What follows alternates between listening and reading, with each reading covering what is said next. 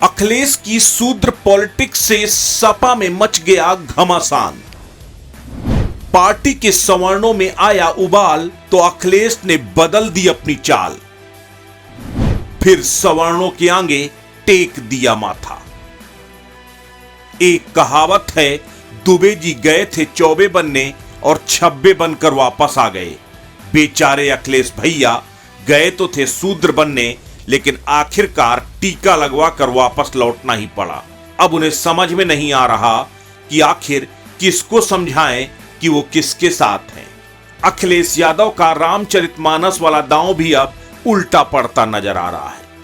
योगी जी ने तो कह दिया कि समझाया उन्हें जाए जिनके पास बुद्धि और समझ हो। धर्माचार्यों ने भी खरी खोटी सुनाकर लानत दे दी।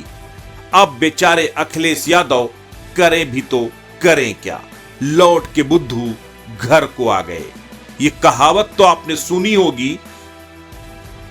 शूद्रों की सियासत के चक्कर में सवर्णों को नकारने की बिसात अब अखिलेश यादव को उल्टी पड़ती नजर आ रही है। अखिलेश यादव के एक कदम से पार्टी टूट की कगार पर क्या पहुंची, अखिलेश यादव को मजबूरी में यू टर्न लेना पड़ा।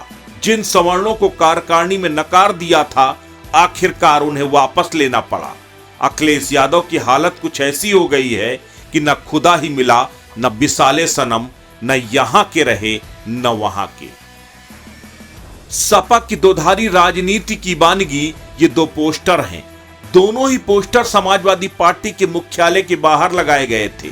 एक पोस्टर में लिखा गया, गर्व से कहो हम शूद्र हैं, तो वहीं अब मजबूरी में उसी सपा कार्यालय के बाहर एक और पोस्टर चस्पा करना पड़ा, गर्व से कहो हम ब्राह्मण हैं, लेकिन हम बीजेपी के खिलाफ हैं। दरअसल स्वामी प्रसाद मौर्य की रामचरितमानस पर विवादित टिप्पणी का समर्थन और उसके बाद शूद्रों की पॉलिटिक्स का आगाज करने के बाद अखिलेश यादव के खिलाफ पार्टी के अंदर ही बगावत शुरू हो गई। पार्टी के तमाम बड़े ब्राह्मण और अनसवर्ण नेता पार्टी की इस बदली नीति से खफा हो गए। कहा तो यहां तक जा रहा है कि तमाम नेता आर पार की लड़ाई के लिए तैयार हो गए थे।